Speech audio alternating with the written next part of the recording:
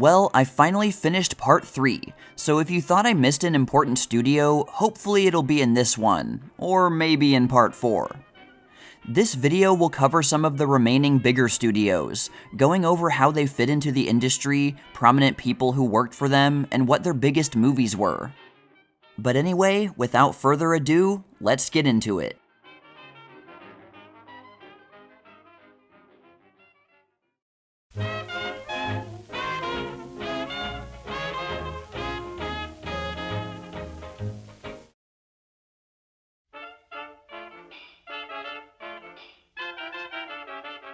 First National Pictures began in 1917, and was unique because it was founded by a group of independent exhibitors, aka theater owners. Its focus on exhibition is reflected by its official name at the time, First National Exhibitors Circuit. While their names are not nearly as well known as the movie moguls of other studios, First National was started by Thomas L. Talley and James Dixon Williams, who had both been in the exhibition business for many years.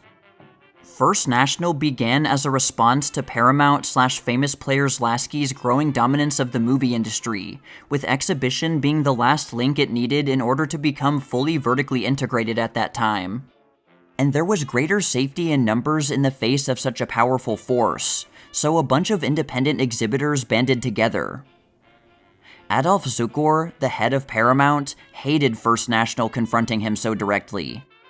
Zukor got even angrier when First National lured Mary Pickford away from Paramount in 1918.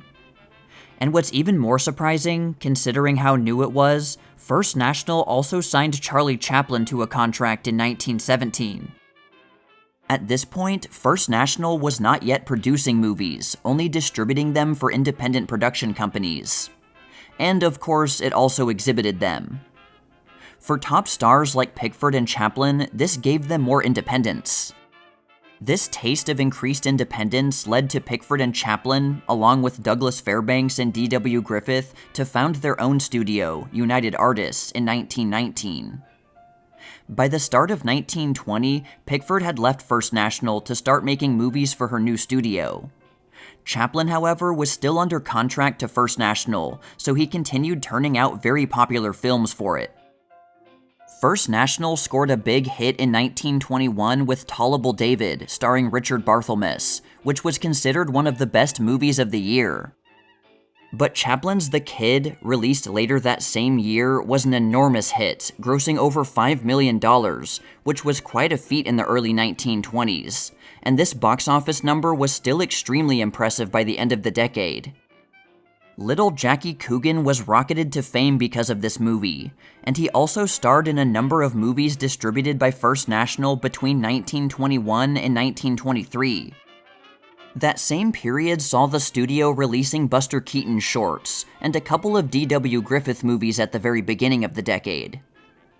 First National also began to expand its distribution system, securing international deals all around the world. After the rousing success of The Kid, Chaplin also released the shorts The Idol Class in 1921 and Payday in 1922, as well as The Pilgrim in 1923, which was longer than a short but a bit shorter than the average feature film. Even with Chaplin's huge salary that First National had to pay out, he was still definitely a boon to their finances.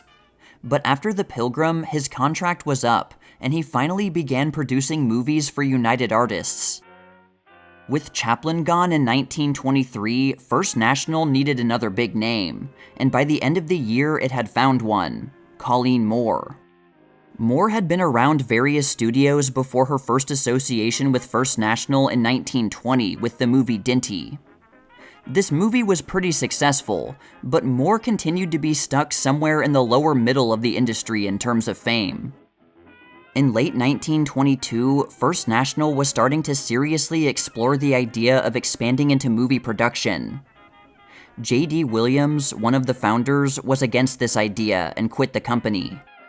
He was replaced by Richard A. Rowland as general manager, who had previously been the president of Metro Pictures. While he wasn't the president of First National, Rowland would pretty much be the face of it during his tenure there. The company also changed its name to First National Pictures as part of this expansion, and built its first production studio in Burbank in 1923. But it would still also distribute movies from independent exhibitors. As 1923 began, Colleen Moore had some minor successes under her belt, but was still looking for a true breakthrough role. She signed on with First National that year, changed her look to have shorter hair, and finally had her breakthrough with Flaming Youth as a flapper character. It was a pretty controversial movie for the time, and was based on a book that the author had refused to put his real name on due to its controversial nature. The book and movie centered around the wild present-day youth, and helped to further mainstream flappers. A string of hits followed, including Painted People and The Perfect Flapper in 1924, Sally and We Moderns in 1925, Ella Cinders and Twinkle Toes in 1926, and Orchids and Ermine and Naughty But Nice in 1927. While most of these movies aren't generally listed among the biggest or most famous of the decade, they represented a middle type of movie, ones that did not have a huge budget, but were enjoyable and mostly well-received by audiences. In fact, many light comedies, which Moore did a lot of, are often in this category. But even though these movies' legacies have not lasted through the years, partly because many of them are lost, Moore was a huge star at the time because of them. Some of her movies had much weaker stories than others, but pretty much everyone agreed that she always made up for it with her glowing screen personality, and she almost always escaped blame for any failings in her movies. Her success proved to be a big asset to First National. By the end of 1926, she was voted by exhibitors to be the biggest box office draw among actresses. She would top the list again in 1927, and was significantly far ahead of the second-place actress, Clara Bow. Moore was satisfied staying on at First National. She wasn't especially greedy for money, and was paid very well after her breakthrough anyway, staying with the studio until the end of the decade, with one small exception that will come up a bit later. First National also had some other important stars. Norma and Constance Talmadge's movies were distributed by the studio for most of the decade. And some other actors affiliated with the studio were Richard Barthelmess, Corinne Griffith, Barbara Lamar, and Milton Sills.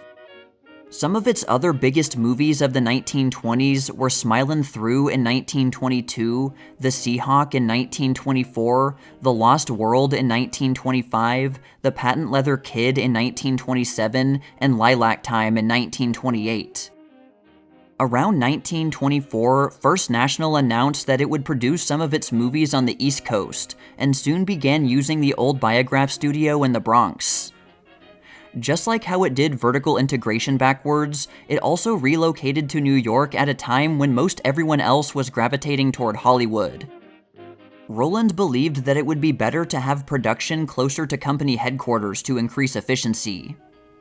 Many of the major studios had their headquarters in New York, and had their main production facilities in California. So that logic seems a bit odd, since that setup seemed to work well for the biggest and best studios. Not all of First National's independent producers relocated to New York, including two of its top stars, Colleen Moore and Corinne Griffith. As a result, many of the studio's movies produced in New York were generally its middle to lower tier ones. By the middle of the decade, Richard Roland signed on to stay as general manager for at least 3 more years. Colleen Moore had signed a new contract for 12 features, and Harry Langdon agreed to a distribution deal. First National would be the distributor for Langdon's most famous movies, The Strongman and Tramp, Tramp, Tramp in 1926, and Long Pants in 1927. The famous screenwriter June Mathis was also hired by the studio after MGM fired her and others after the production fiasco of Ben-Hur, which she had been a part of. First National was feeling good enough to invest in a $1.5 million 75-acre new studio in Burbank in 1926. It also completed a deal for partial control of 169 theaters in the West Coast Theaters chain. By 1927, all of First National's production went back to the West Coast, and it didn't renew its lease on the Biograph studio in New York. For a studio that has been almost completely forgotten, First National had a pretty good output compared with other studios. It wasn't far off from Paramount, and at times even put out more movies than MGM. And the quality was better on average than second-tier studios like FBO. But problems began to really pile up, and its days were numbered. Paramount was still a big threat.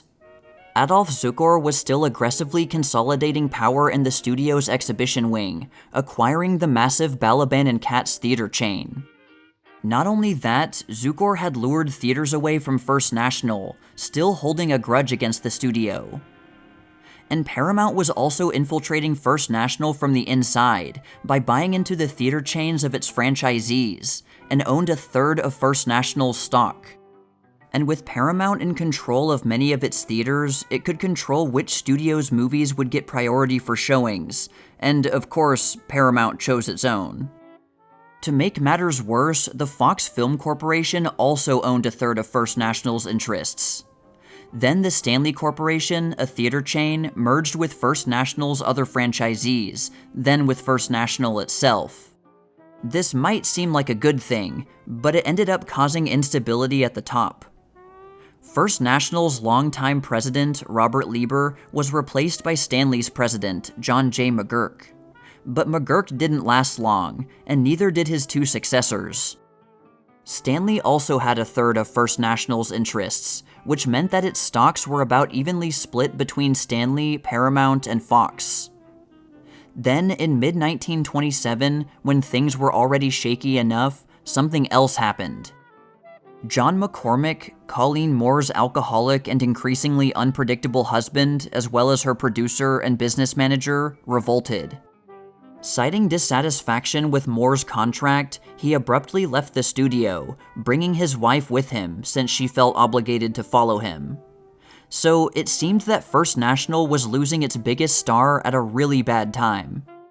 But things were eventually smoothed over after a relatively short time, and First National got some much-needed success later with Moore's 1928 hit Lilac Time. The studio's situation would continue to get worse, however. In mid-1928, First National brought on Joseph P. Kennedy as a special advisor, though he actually had more power and influence than that made it sound. Kennedy had previously streamlined FBO into a profitable studio, and would soon be involved in FBO's merger and transformation into RKO Pictures. And because he was also involved with Pathe Exchange, it was thought that he would try to merge all of these movie studios together. Shortly after arriving, Kennedy sought to reorganize First National as he had FBO, and he began with a wave of firings, which then caused others to resign, including Richard A. Rowland. Kennedy's involvement with First National was short, but he had done further damage to it. With news that there would be no FBO-Pathe First National merger, seeing how weak First National was, and having very successfully capitalized on sound films, Warner Brothers made its move. It acquired Stanley's and Paramount shares, giving it 2/3 of First National's total shares. But Fox retained its third for the time being. Warner Brothers took over the Burbank studio and provided a way to get First National ready for talkie production. In November 1929, after the stock market crash hit William Fox hard, he sold his minority share of First National to Warner Brothers, giving them complete control. First National lingered on mostly in name only as a distributor for a portion of Warner Brothers movies, and had lost all of its independence as a studio. But it had had an interesting run while it lasted.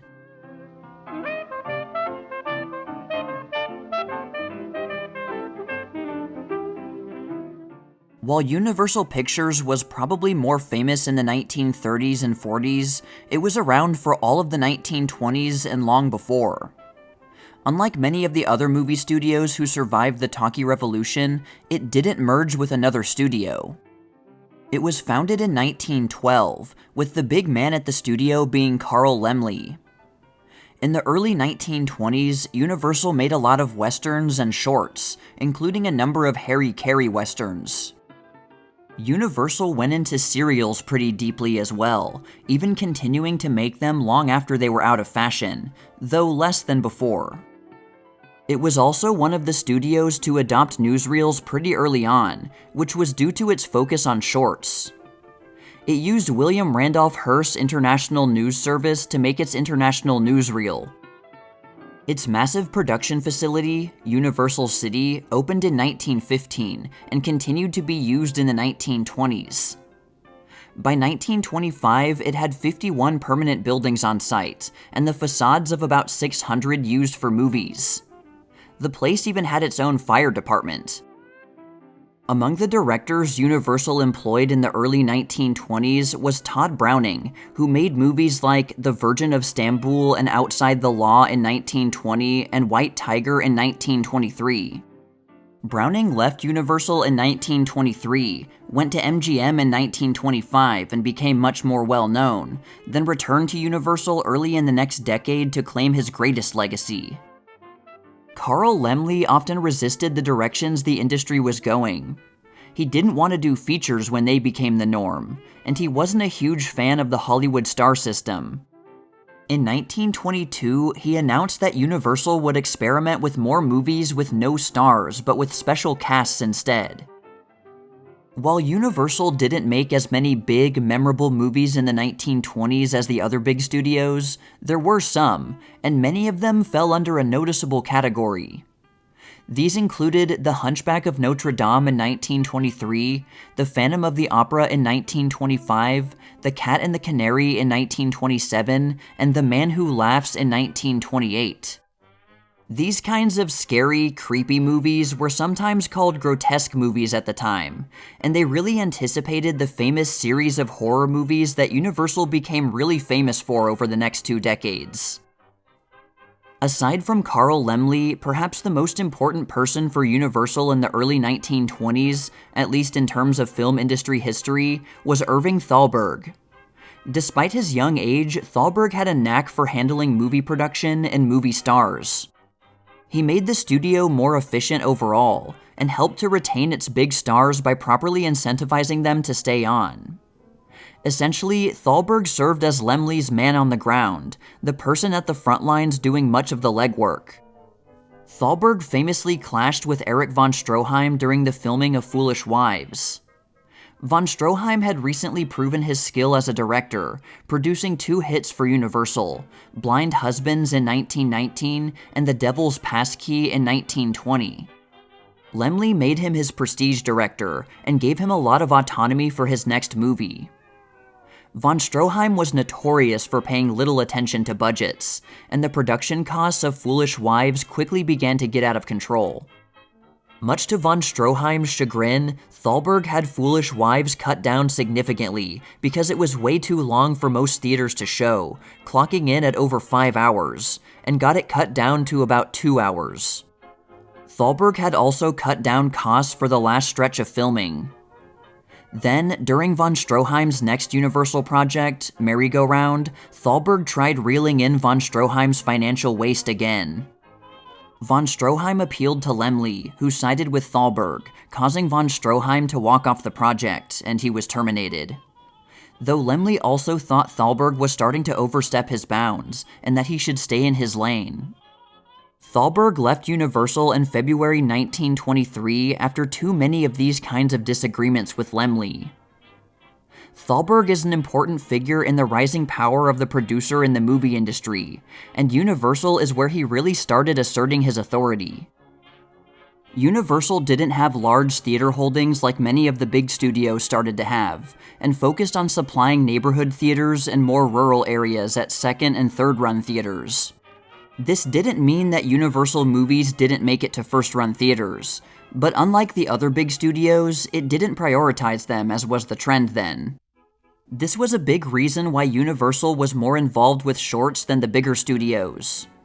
Shorts were considered to be less prestigious and less profitable by the mid-1920s, but were especially popular in small towns.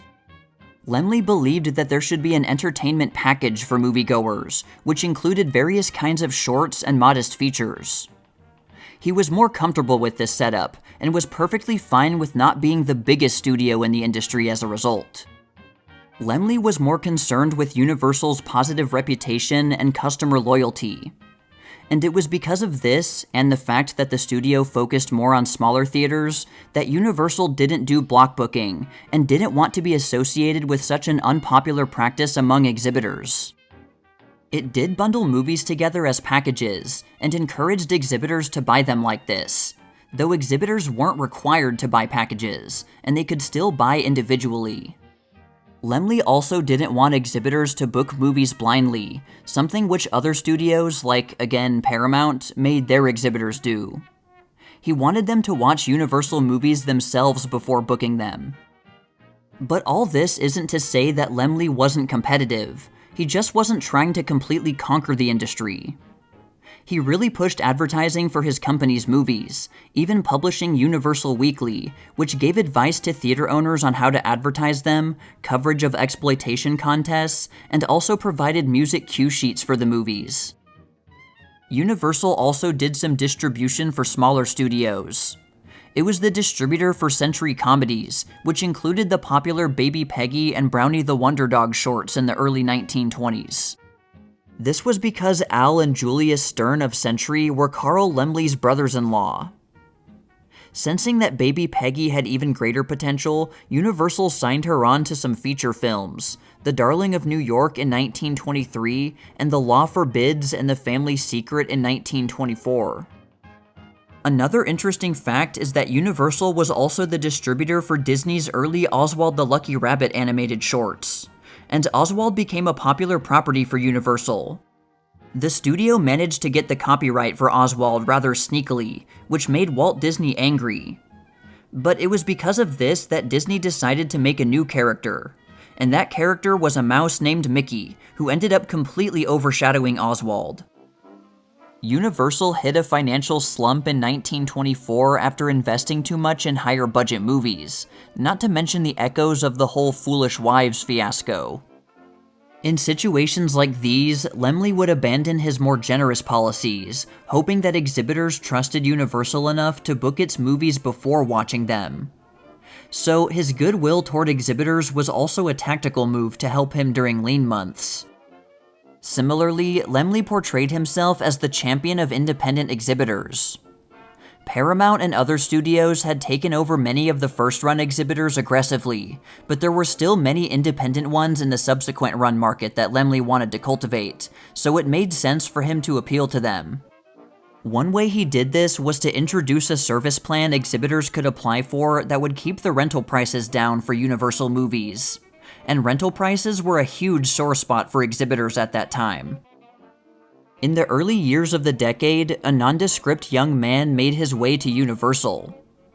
In 1920, William Wyler, a cousin of Laemmle's, was hired and brought over from France after Wyler's mother was desperate for him to find a career. Laemmle was often willing to help out family members in this way, and Wyler began working at Universal's New York offices.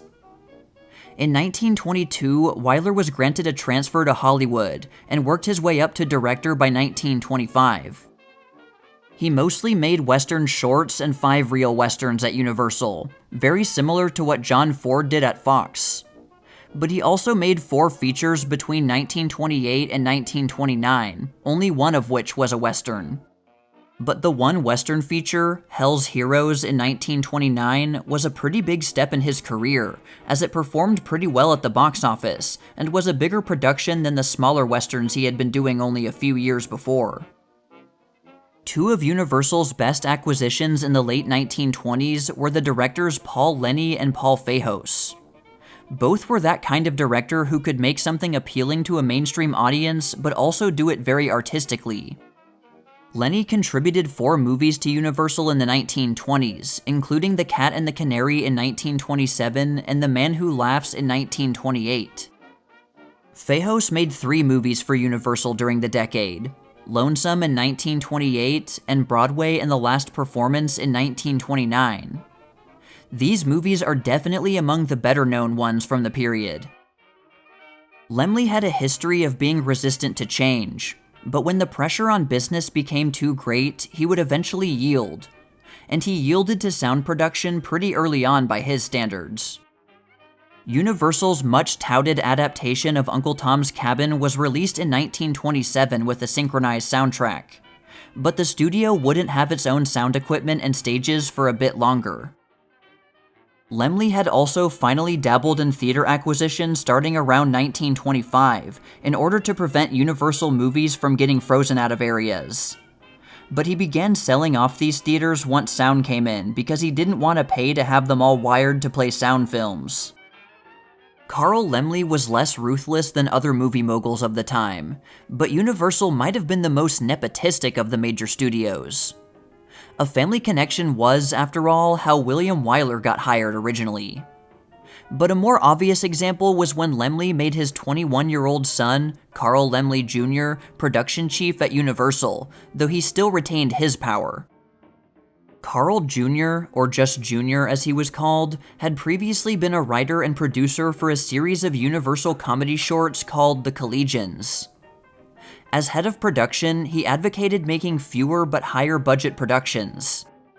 That was what other big studios were doing after all, and he figured Universal should do it too if it wanted to keep up with them.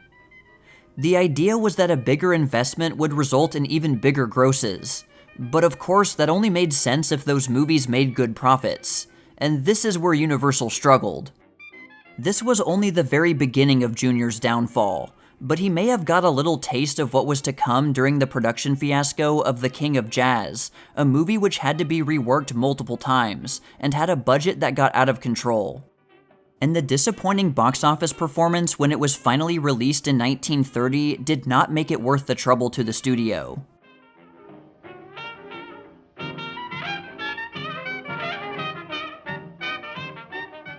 Pathe is a French movie studio that's more associated with the years before the 1920s, but its American branch, Pathe Exchange, was a pretty interesting thing then. And because it's easier, I'll refer to it as just Pathe for the rest of this section, but just know that I'm talking specifically about Pathe Exchange. Unlike many other major movie studios, Pathe focused on shorts, grouping it more with Educational Pictures and Hal Roach Studios. And it had a diverse collection of them: serials, screen magazines, satires, westerns, and especially newsreels. Pathe was a pioneer in newsreels, and had a robust system for making them, sometimes even making ones specially for certain locales. It released 2 newsreels every week, which was a lot of work for its cameramen. While newsreels were considered fairly respectable, they were still shorts, and so weren't generally played in many first-run theaters. In some of the prestigious theaters, the owners cut bits and pieces from various newsreels and made their own compilation that they exhibited. But these theaters also put on lavish stage shows that smaller theaters couldn't do, so Pathe's newsreels and other shorts generally served those smaller theaters. This was pretty similar to how Universal operated as well. Pathe's screen magazine, called Pathe Review, covered a wide variety of topics like travel, popular science, and all sorts of things people found interesting. And these shorts sometimes even included color sequences. It also had a series of satire/commentary shorts that humorously covered political or social topics. These were less than 1 reel, and ran less than 5 minutes. Pathe was also a strong believer in serials, and was still producing them in-house in 1923, by which time they were generally considered low-prestige children's programs. Serials had had their heyday from about 1914 to around 1922 or so, but quickly became passé. While they were still pretty popular though, Pathe signed one of the biggest serial stars, Ruth Roland, and she made serials with the company until 1923.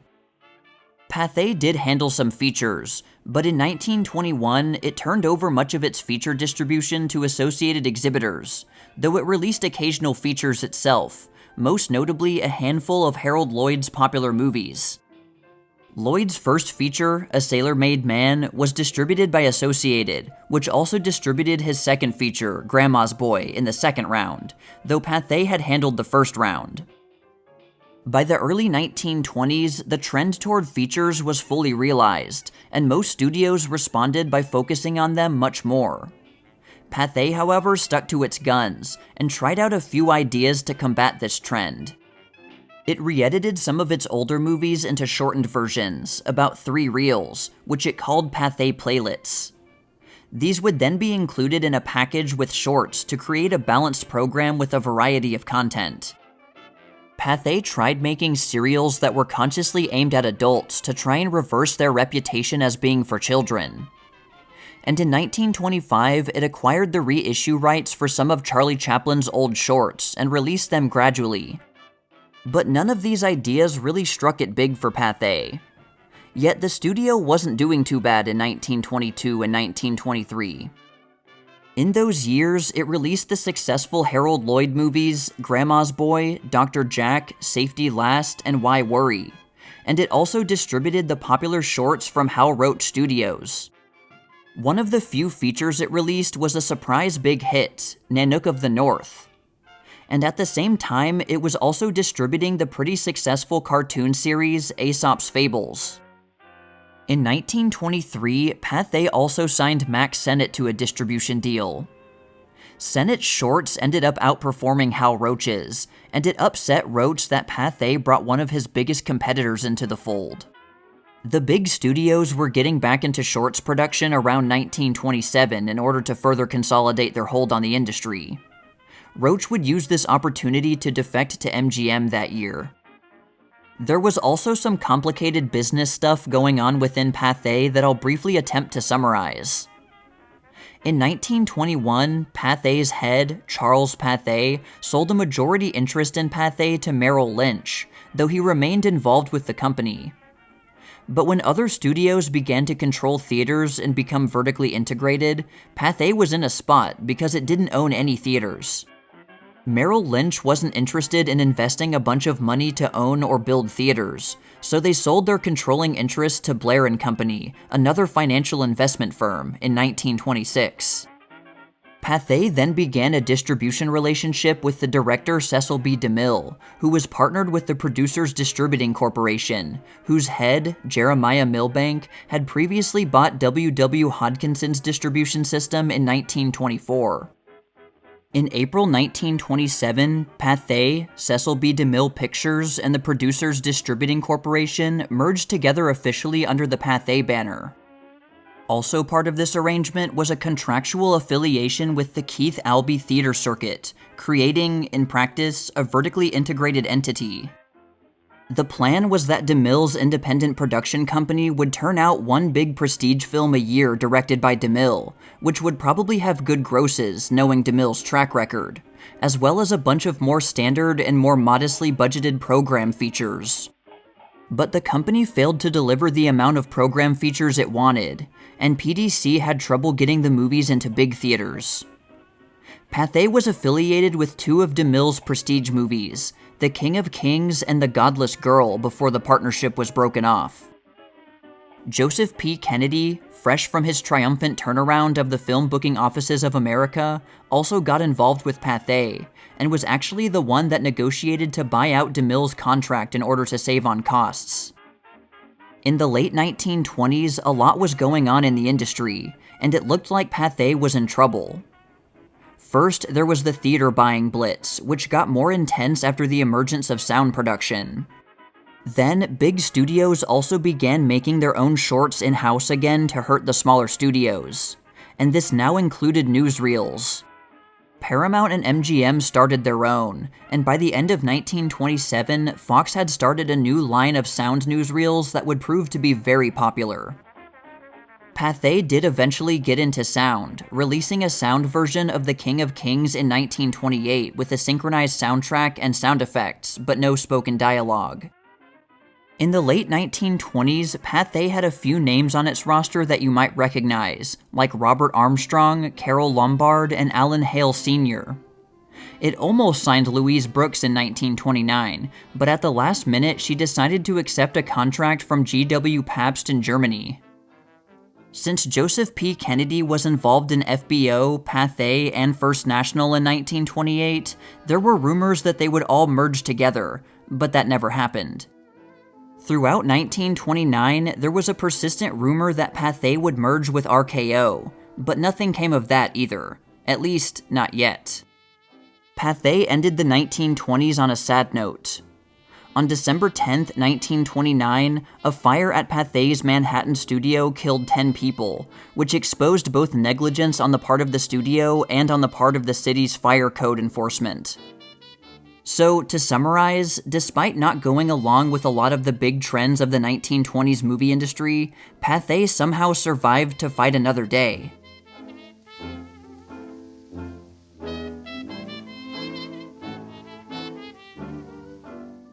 Well, I hope you enjoyed exploring these studios with me. I especially wanted to cover First National because people generally leave it out or forget about it, even though its story is definitely worth telling. And I was a bit more thorough with it because of that. It was a bit difficult to find sources about First National, and I couldn't find a single book written about its history. So I had to stitch together information from a bunch of different places to create an actual coherent narrative, and went much more into primary sources myself. But anyway, I hope you think I did a good job with it. I definitely have enough information to do another installment in this series. It's just a matter of putting it together. But that's all for now, all you sheiks and gals out there, but stay tuned for more tales from the Jazz Age.